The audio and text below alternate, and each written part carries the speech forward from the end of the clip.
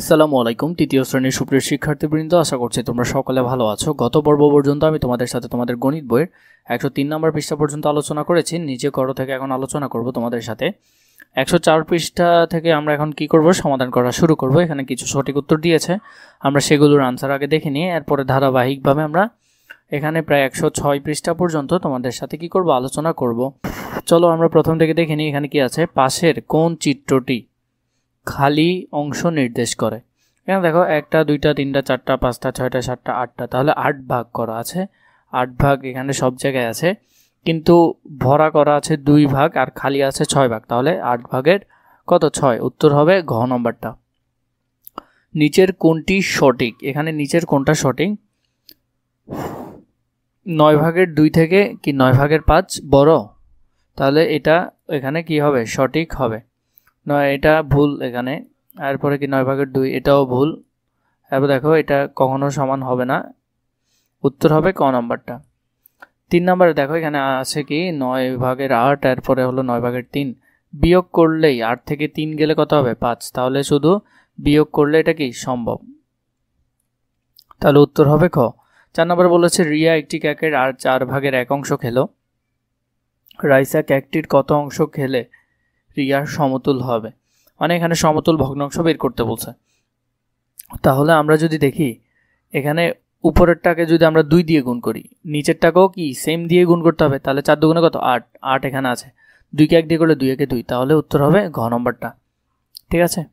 5 নম্বরটা দেখো এখানে কি আছে, নিচের কোনটির ভগ্নাংশগুলো 4 ভাগের 3 এর সমতুল। মানে 4 ভাগের 3 এর সমতুল ভগ্নাংশ আছে নিচের কোনগুলো? আমরা প্রথমে দুটোটাকে কি 2 দিয়ে গুণ দিয়ে দেখি, তাহলে 3 দুগুণে 6, 4 দুগুণে কত, 8, তাহলে এটা মিলতেছে। এরপরে যদি 4 দিয়ে করি, 3 দিয়ে যদি করি, 3 4 12, 3 3 9, এটা মিলতেছে। এরপরে যদি করি 4 দিয়ে, 4 4 16, তারপরে 3 4 কত, 12, তাহলে উত্তর হবে খ নম্বরটা। বাকিগুলো আর আমাদের দেখার প্রয়োজন নাই। 6 নম্বরটা দেখো, নিচের কোন ভগ্নাংশটি 1 এর সমান। মানে নিচের কোন ভগ্নাংশটা কিসের সমান, 1 এর সমান। 3কে যদি 3 দিয়ে ভাগ করি, তাহলে ভাগ করলে কত পাই, 1 পাই, তাহলে এটা 1 এর সমান। তোমাদেরকে এর পূর্বেও আমি এগুলো ভালো করে বলেছি এবং বুঝিয়েছি।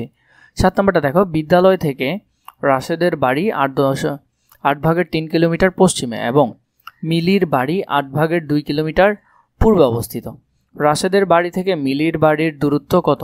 তাহলে দূরত্ব যদি বের করি, তাহলে আমরা কি করব, যোগ করব। তাহলে 8 ভাগের 3 সাথে কত যোগ করব, 8 ভাগের 2 যোগ করব। তাহলে নিচে 8 আর 8 সেম থাকবে, 3 আর 2 যোগ করলে 5, 5 কোথায় আছে, এখানে, তাহলে উত্তর হবে ঘ নম্বরটা।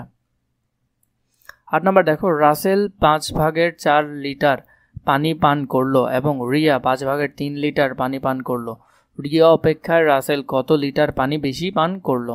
তাহলে যদি বিয়োগ করি, 5 থেকে 3 যদি চলে যায় 1, তাহলে 5 ভাগের 1 এখানে কোথায় আছে, ঘ নম্বরে, তাহলে বিয়োগ করলে কত হবে, উত্তর হবে ঘ।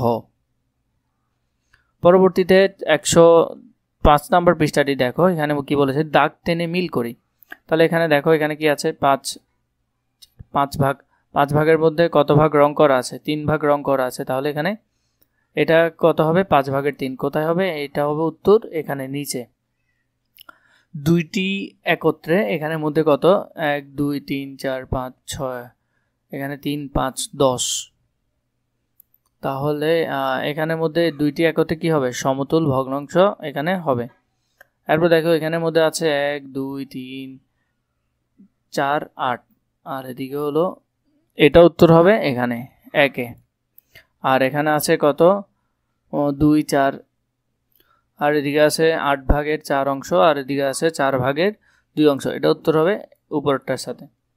এরপরে দেখো এখানে 3 কি দিয়েছে, 1 লব 7 হর 13, এই ভগ্নাংশগুলো আমরা কি করব, লিখব।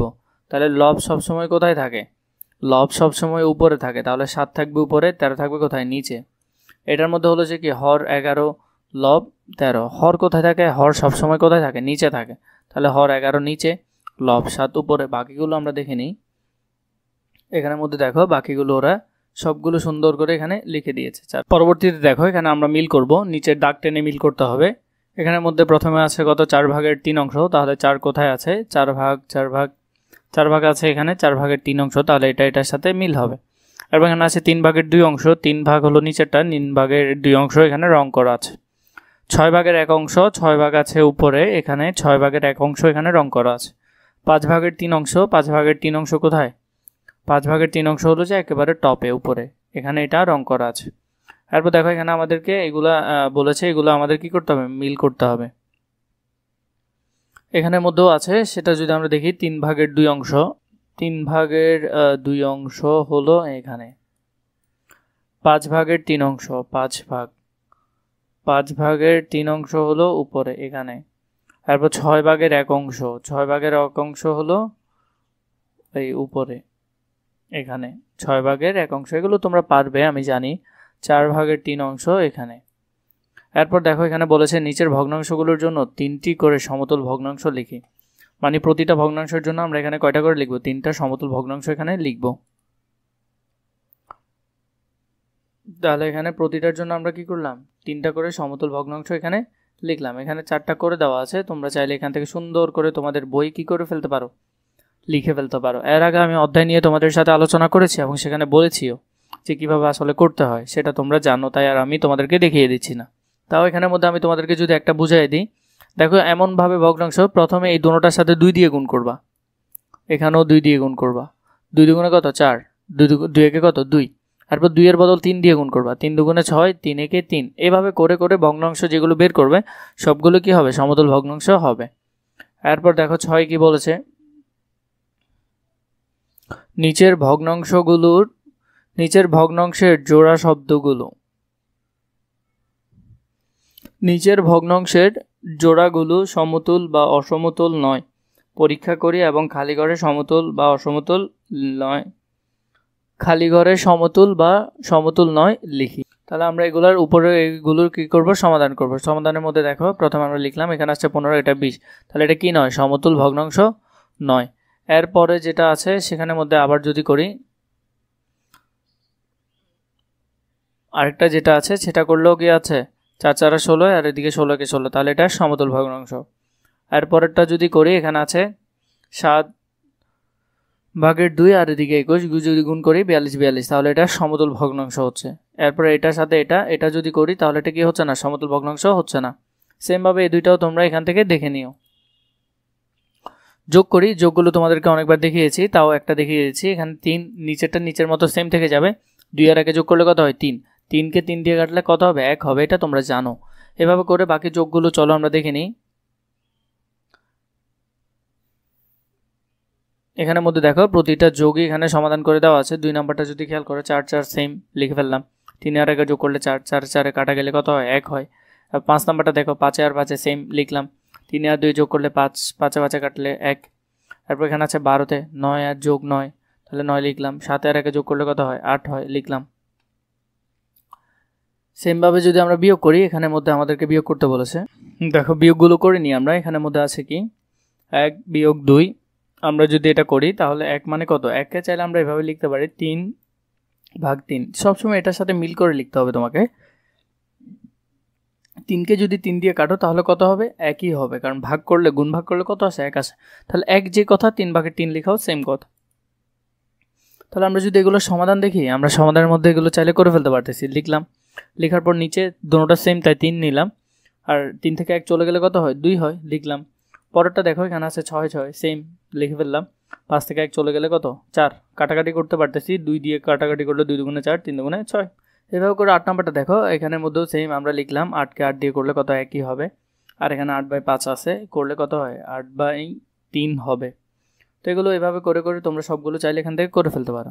9 নম্বর অঙ্কটা যদি আমরা খেয়াল করি, এখানে কি আসে? মনির বাড়ি বিদ্যালয় থেকে 10 ভাগ 7 কিলোমিটার উত্তরে এবং ফাহিমের বাড়ি এত কিলোমিটার দক্ষিণে অবস্থিত।